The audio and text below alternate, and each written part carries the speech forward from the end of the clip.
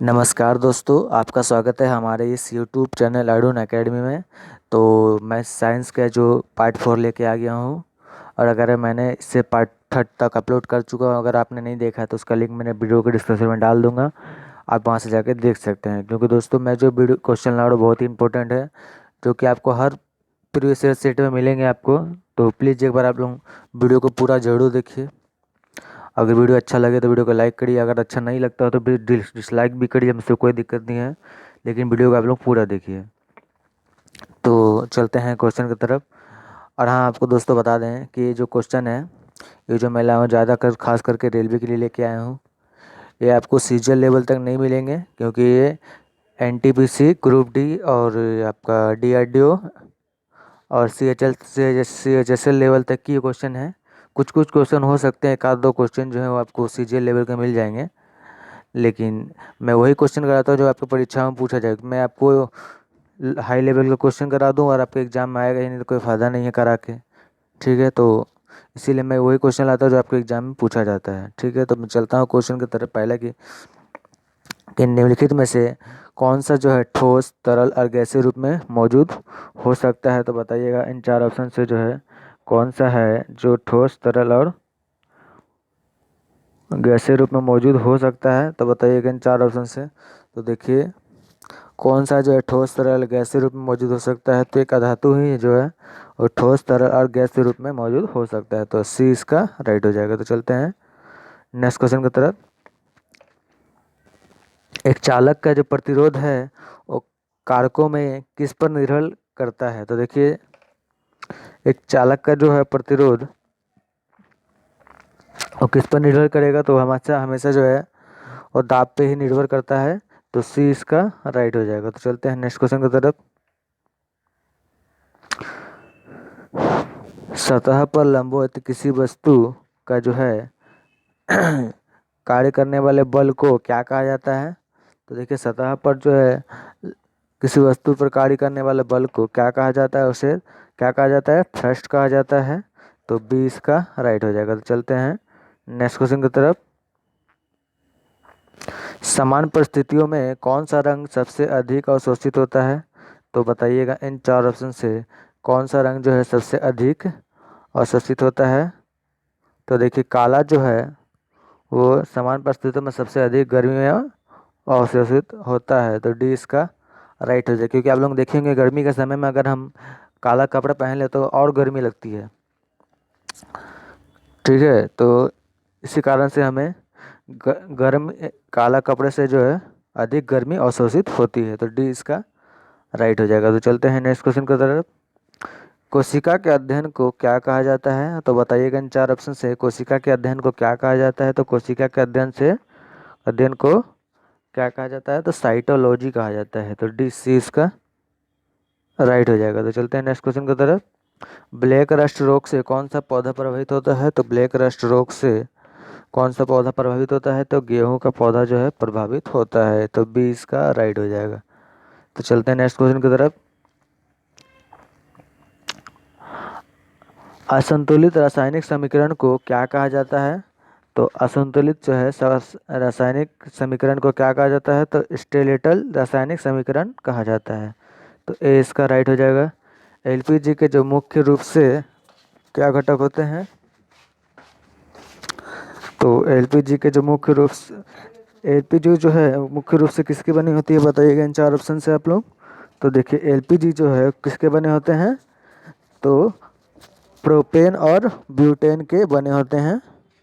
तो बी इसका राइट हो जाएगा। तो आप लोग याद रखिएगा। और ये आपके एग्जाम में कई बार पूछा जा चुका है और आगे भी पूछा जाएगा। इस तो 100% गारंटी है मेरी। ठीक है, चलते हैं नेक्स्ट क्वेश्चन की तरफ।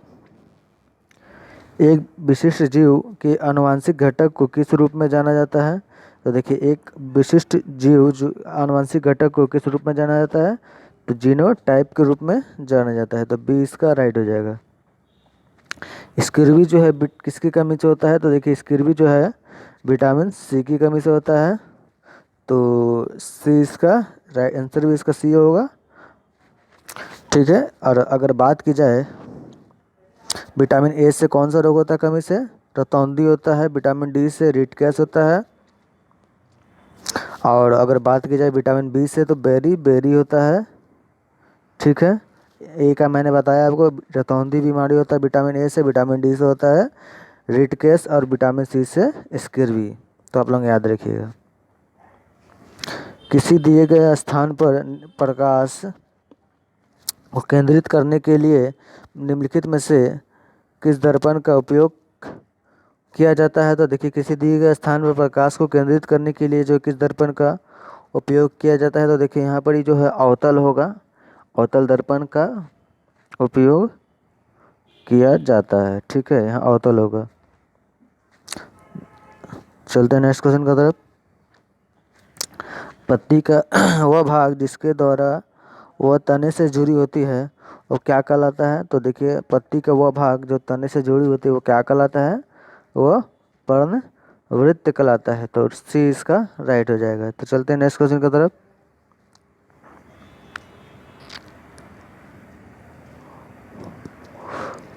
पादप कोशिका के बाहरी आवरण को क्या कहा जाता है?